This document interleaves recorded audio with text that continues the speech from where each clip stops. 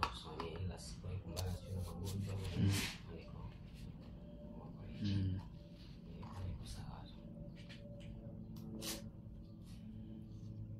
Mzee tokea afi mzee mpaka leo ni miaka mingapi? Mzee amefariki kwa 16. Na hii ni tabia sio Afrika, tuna tabia ya kucheki afya zetu kutokana na historia na kipato. Kipato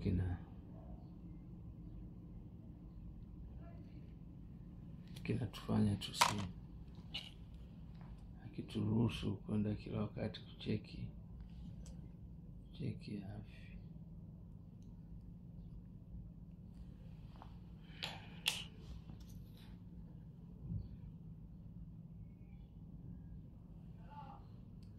Kwa ufahamu wako wewe sasa, acha baada ya maamuzi yako yalikuja kucheki baada ya kupata salamu kutoka kwa utaratibu wa mzee, ndio kaanza kupata wasiwasi na kuchukua hatua ya kwenda kupima. Kwa ufahamu wako wewe sasa, unajua umeishi na VVU kwa miaka mingapi?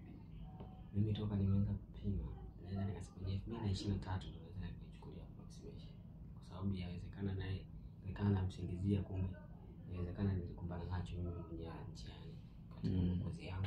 Umeona, kwa hiyo yawezekana ni kitu ambacho huna uhakika. Sina uhakika nacho, ila na ingelikuwa sio kuona makaratasi ya mzee wako, maana yake huenda singepata ushawishi wa kwenda kupima.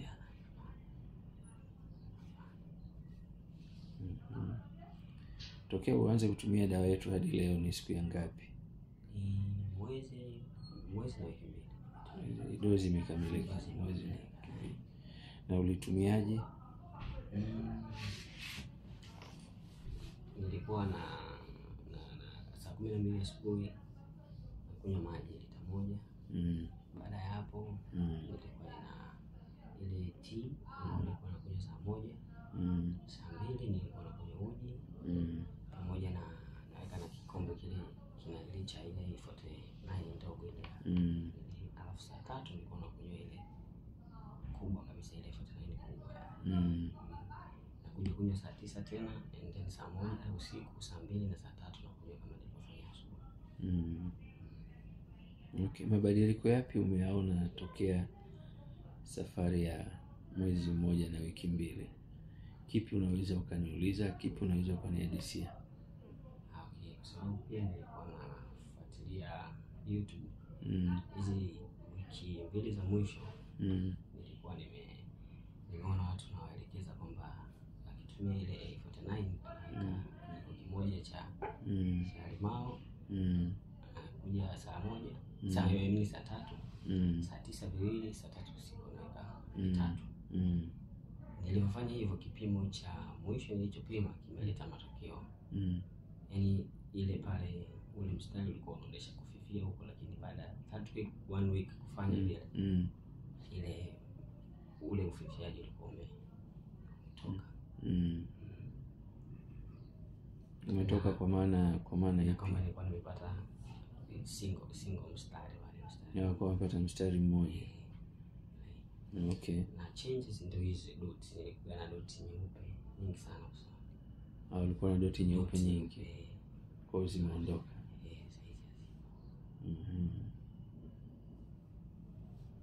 Mbeya vipi, mvua inapiga au hamna? Mvua inapiga kali. Yaani mvua ikisha katika vumbi inakuwa kali sana. Vumbi la kali. Ni kwa sababu ya jua, kwa sababu ya nini? Nadhani ni mazingira tu. Pepo mwingi.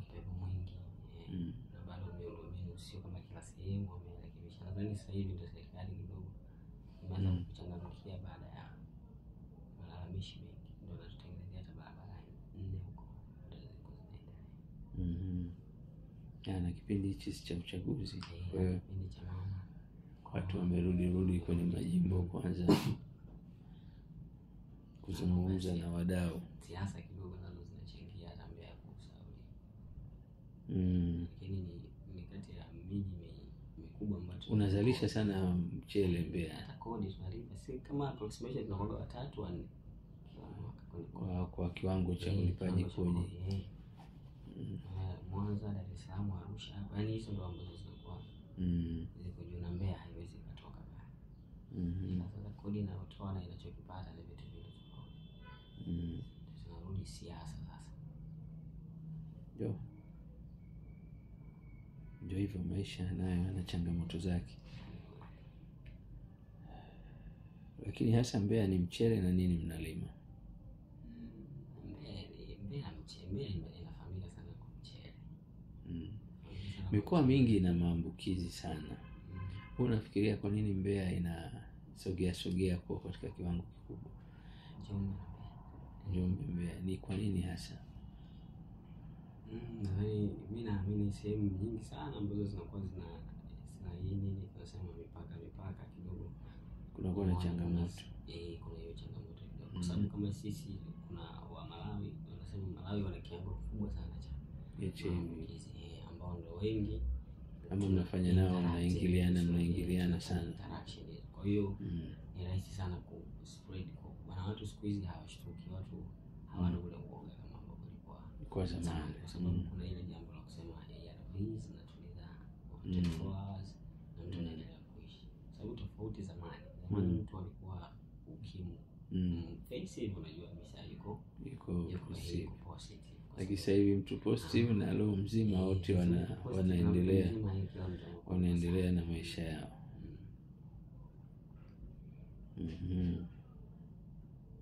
Unarudi Mbeya leo au bado uko Dar? Leo nilikuja huku pia naenda kuangalia sehemu mzigo, kesho na kesho nirejea Mbeya.